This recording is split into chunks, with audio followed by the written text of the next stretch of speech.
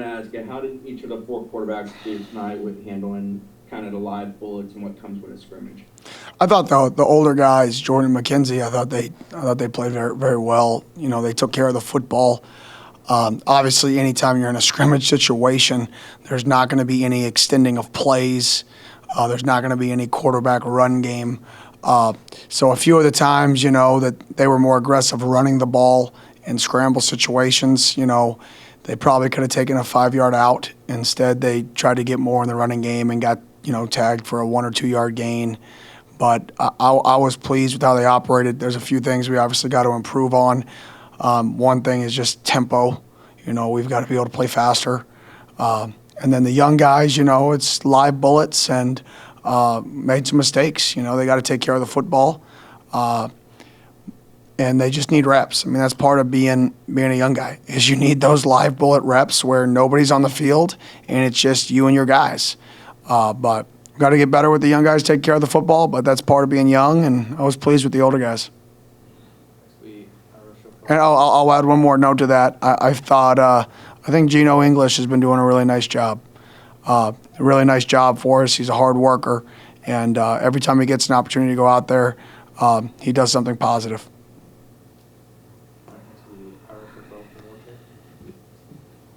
One of the things that Coach Norvell mentioned was that, you know, early on in the scrimmage there were some mistakes on offense, but he felt like the offense really responded.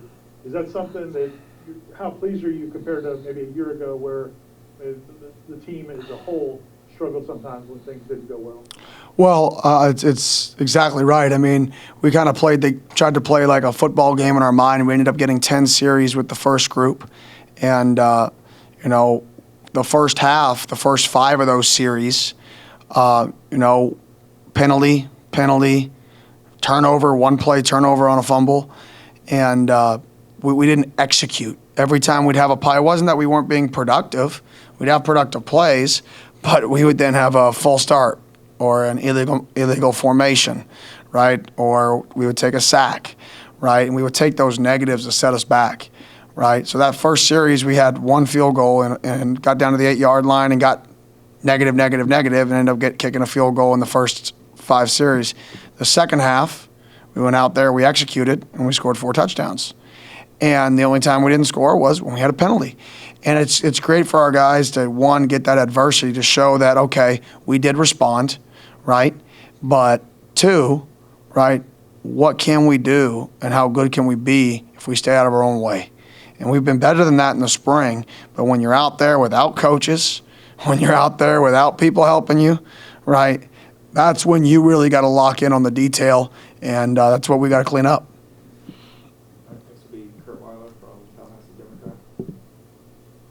You look at the receivers, it seemed like a lot of different guys on different days have kind of been that guy to step up. I know Coach Norvell talked about Keyshawn had a big play tonight. Who stood out to you from that group tonight? Keyshawn Helton. That's him. He stood out, and I couldn't be happier for a person because that dude is, I mean, he is a Seminole. I mean, he is a Seminole. Every day he shows up to work. Every day he does everything we ask him to do. And to see him have some success today, he broke us down as an offense afterwards, and I was very, very excited for Keyshawn.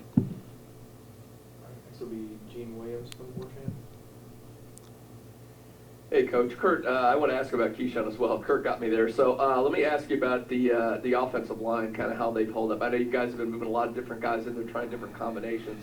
How did they perform in today's scrimmage, and how that helped the offense?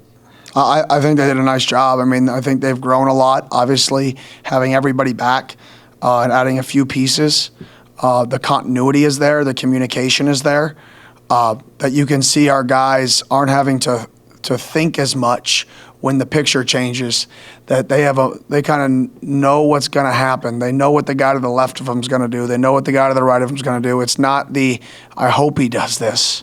It's the, I have confidence he's going to do it. Now, are there situations where we got off on a snap late? Yes. Were there situations where we could play faster? Yes.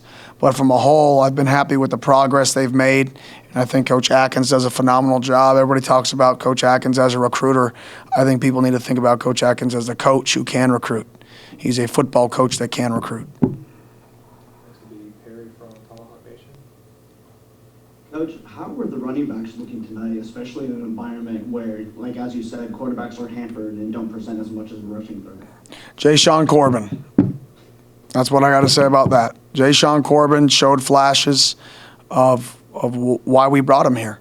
He showed flashes of that starter at a high level at a young age. And, you know, he went through a time where he had to get healthy, and he went through that year, first year back, and today was the best I have seen him run since he's been on this campus. And what's even more exciting to see him run is seeing his big old smile when he knows he feels good and knows he feels like he's getting it back. He's getting back to being 100%, back to being fully healthy and comfortable again, and I'm just so happy for that kid. Next will be Austin Cox for War Champ. Hey, Coach. I hope you're doing well. Going back to the offensive line, Coach Norvell mentioned he was happy with Lloyd Willis. You know, how do you feel about the depth at tackle right now in particular, and, you know, how important is that for the offense? Well, that's essential. I mean, tackle's the most. I mean, it's the second highest position paid on offense in the NFL for a reason, right? And so it's essential. And the depth, you know, a guy like Lloyd, I mean, we're counting on him to be in that depth. We're counting on him to step up. And the one thing I'll say about Lloyd is in years past, he's been, you know, he's had some banged up and he's missed some practices. This year, he's faced a little bit of adversity, but he hasn't missed reps. He's fought through it. He's starting to grow up.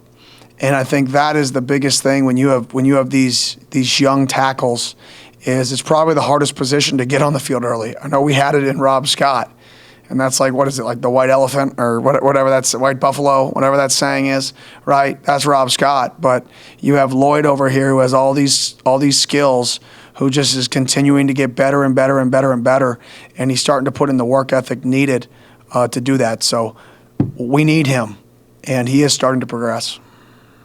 All right, next we'll go back to Kurt. Going back to the running backs, we've seen TreyShaun Ward obviously is a new guy on scholarship this year. It seems like every practice he kind of has at least the one big run. I know JP talked about how big he is on special teams. Just what can you say about what he brings just in all facets to this team? He's a dog. That's what he brings. You can see the big runs, you can see all that stuff, but that dude loves the game, and that dude is competitive. And you can't underestimate competitive people. I mean, we took the running backs bowling, and yes, I'm going to call them out. The quarterbacks beat them in bowling, quarterbacks versus running backs. And I think Ward every day, from every week at least, has said, when are we going bowling again? When are we going bowling again? When are we going bowling again? And it sounds like something stupid. It sounds like something small. But in order to win, you have to have guys who want to win. You have to have guys who want to compete. And that's a guy who loves to compete. And it shows up. That's why he's great on special teams. That's why he was a walk-on. That's dominated on the scout team, that wound up playing for us, that proved his worth in spring, that's built his way up in fall camp, is because that's all he knows how to do. All he knows how to do is work, and all he knows how to do is compete to win. And those are the guys we want to our left and our right. Next will be Aslan Hajimandis for War Champ. Hey, Coach, I know Coach Norvell's mantra is 1% better. You're trying to get everybody out there 1% better every day, but as an offense, do you look around and feel, if I can just get 3 or 4 of these guys to make a real big jump, or 5 or 6 of these guys, we'll be in a much better place, or is that not the mentality of an OC or a coach? Yeah, we're just trying to get 1% better. I'm just kidding, but we are. I mean, it's both, but we're trying to get 1% better, but there are guys that we need to step up. We need Lloyd Willis to step up and be a tackle that we can count on, right? We need wideouts to step up and be guys that can win one-on-ones, right? Tight ends, the depth. Who's going to be in our 3 to 40 at the tight end that we can count on when we're in 12, 13, 14 personnel, whatever personnel groupings we're in. So there are a few guys that we need to step up. But at the same time, the unique thing about our team is I think we have a very balanced team in terms of, regardless of the personnel grouping, I think we're very balanced. And the mantra of 1% better, it's going to come down to what position groups continue to work, what position groups continue to finish, so we can find out the best 5 to put on the field come game day. All right, next we'll go back to Ira. We got time for 2 more. You know, looking historically, I know, for example, Florida State freshman wide receivers traditionally haven't had a lot of big years. I look back at your guys' offenses. The Memphis didn't have a lot of true freshmen, super productive. For a guy like Malik McLean or Josh Burrell or some of those guys, what do you have to do as a true freshman to kind of make a bigger impact at that position? Just got to come in here and work and learn the offense. Man, this is not an easy. This is a NFL offense, a pro style offense that plays fast. So take all those places you can be on the field. Our wideouts can be in the field slot, boundary slot, the X receiver, the Z receiver, the number 3 receiver. They have to be all over it's not just go line up in the boundary to the left, or you're the outside receiver to the right, you're the outside receiver to the left. They've got to learn it all. They've got to learn football. So that's a reason for us that our guys that we've signed are smart football players, is because we want to be able to move them around. So those guys got to come in here and learn the system, which because they were early enrollees, I think they have. And then they got to work, and they got to prove that we can make plays, and I think both those guys have proven that. Last one will be Tom Lane from War Chant. Hey, Coach, I'm curious, after a week of practice and obviously the scrimmage tonight, you mentioned a lot of guys that have stood out, but in your mind, who's been the most consistent from start to finish to this point in camp? Most consistent. I don't know if I could give one. I think there's been a few guys that have been. I think Jordan Travis has been very consistent. I think Keyshawn Helton has been very consistent. I could go. I think the running back group has been very consistent. I think a lot of our guys have been very consistent, to be honest.